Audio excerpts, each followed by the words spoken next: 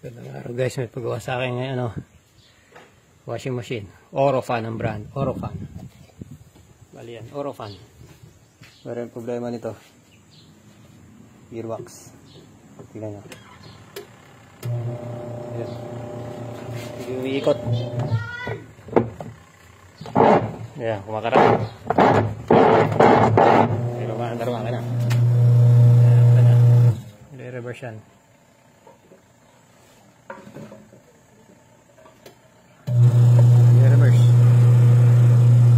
Papalitan gearbox.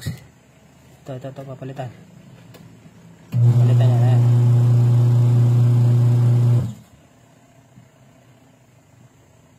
Ito papalitan gearbox.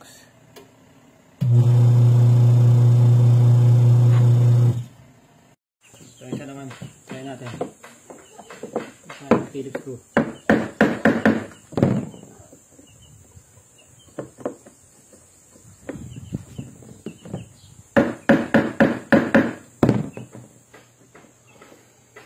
Pagka magsisinsil kayo, dapat nakapigil kayo dito para hindi umusad. Ayan. Pipigilin nyo. Sisinsilin nyo.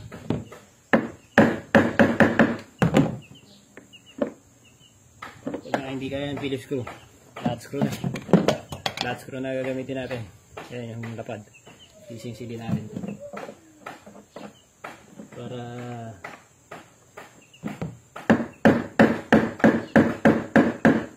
bahal lang ang sisil. Hindi mabiyak. Yun, napihit na. Napihit na. Sisinsilin nyo lang para sisinsilin nyo na, lalagyan nyo lang ng gatla. Pagka ang gatla sumakto na dito sa flat screw, mapipihit nyo na yan. Ayan, okay na. Bubuksan na natin to.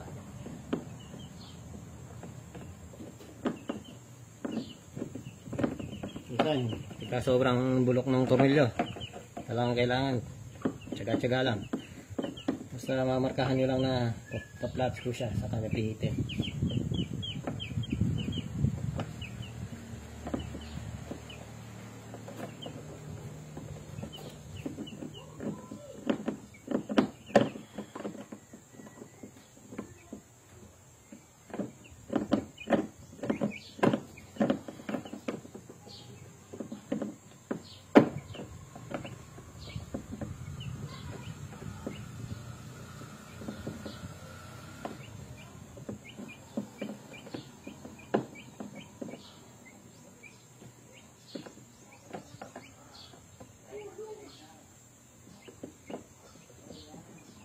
Dali lahat ng tornilyo nga pala, papalitan ko na to. At hindi na to pwede.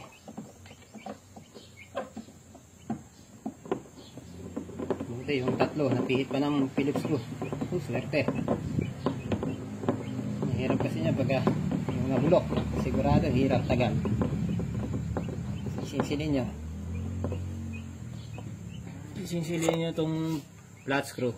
Pagka nawala na yung talim, ihasaan nyo sa liha. Mas madali kung sa may grinder kayo para tumalim. Yan natin sa kabila. Ito nag-create ng Phillips screw.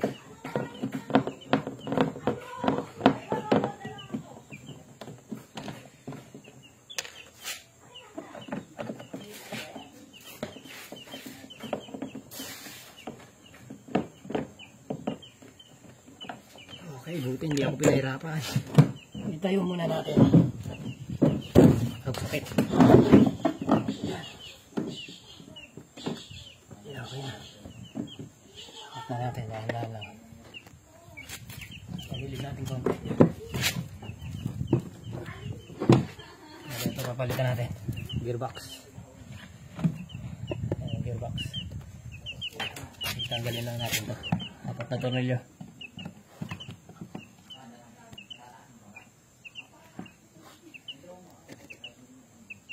Natural yan. Isa. Dalawa.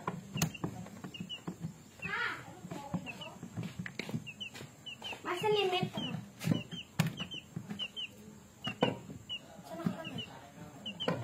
Tatlong isang tornilyo. Last na para matanggal natin.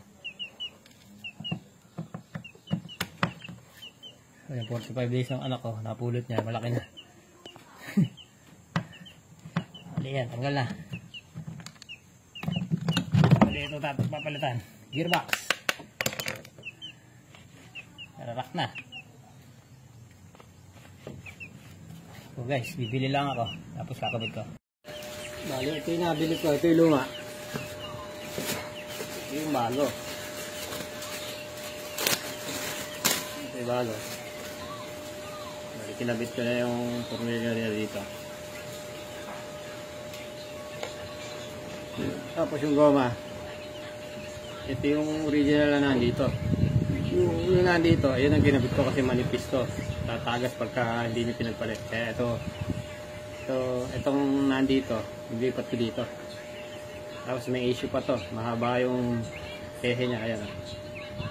Mahaba ng konti. Malaki pala haba.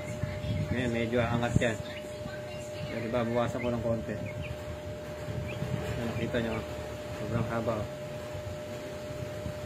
Napakahaba. Nakita nyo. Mababawasan ko ng konti ito. Sa may tongue grinder. Shit!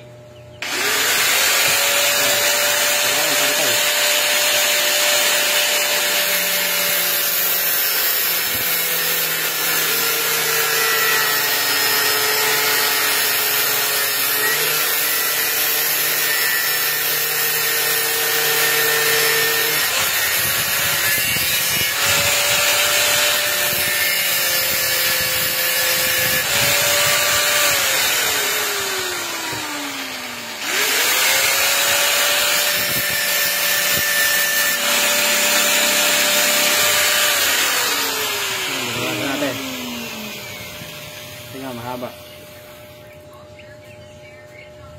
Yun, makto na siya. Sakto. Ayos, kailangan diskarte. Tapos kailangan pantay. Pantayin pa natin.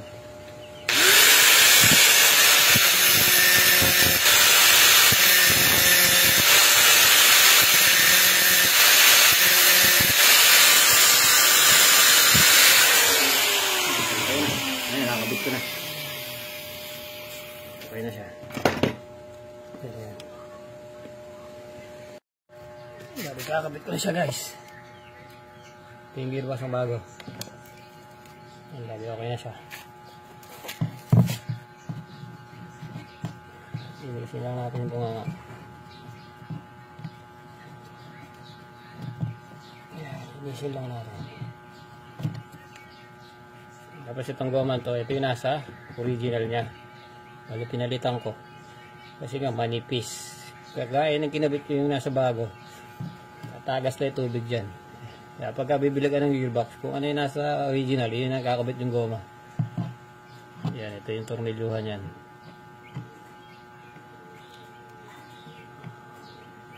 Bali may 4 na butas yan. Ito rungguhan natin.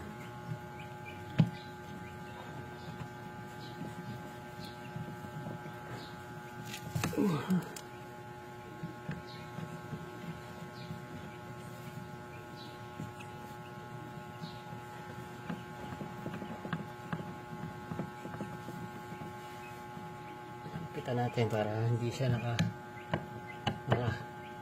sa may goma.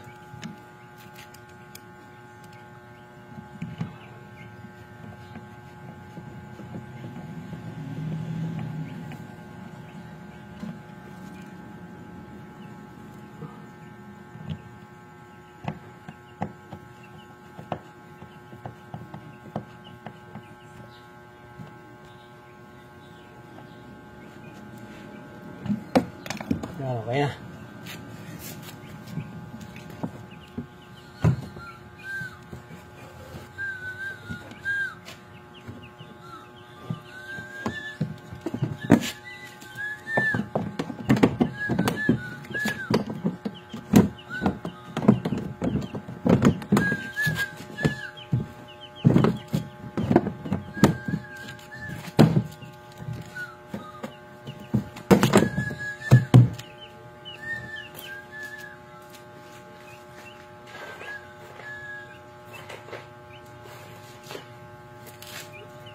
Dapat na tornilyo bago.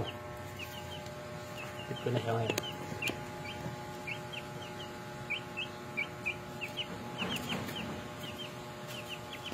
Hilit natin.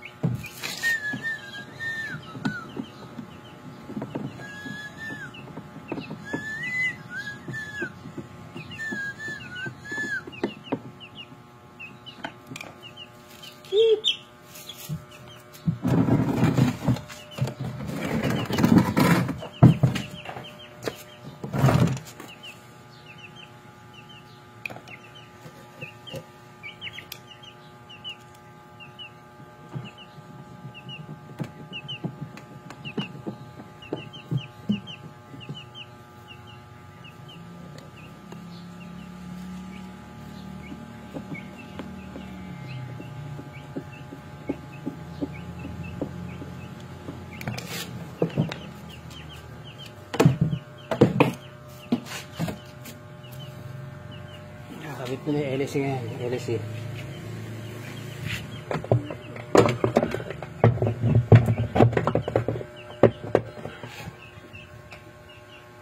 Kita natin.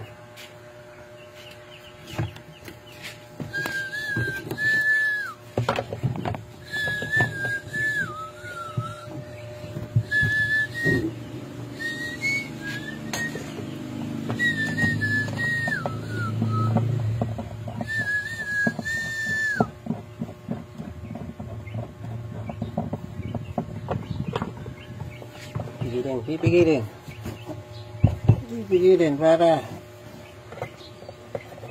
nahigpitan. Yun, ayos.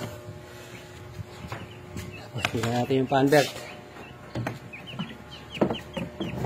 Pigilin natin. Fan belt.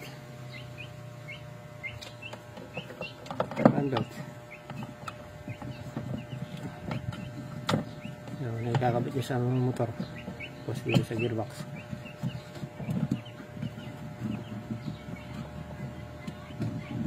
Ayun, okay, paandarin natin.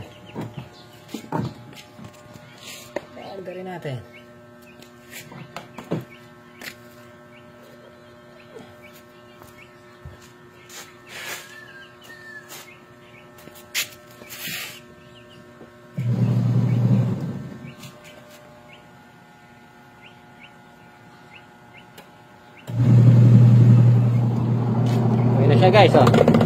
Lakas.